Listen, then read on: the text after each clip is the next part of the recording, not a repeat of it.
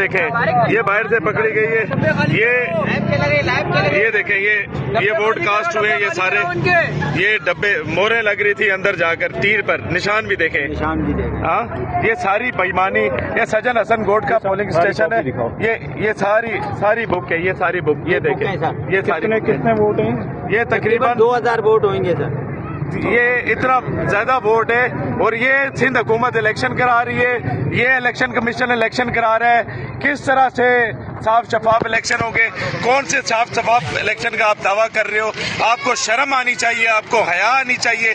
आपकी असलियत ये आपकी औकात है, ये ऐसे जीते आप। इतना अगर इस तरह से आप करोगे, ना हम आपको माने, ना आपके इलेक्शन कमिश्नर को माने, ना ही आपके ये 2 नंबर प्रिजाइडिंग ऑफिसर जो बिठाए।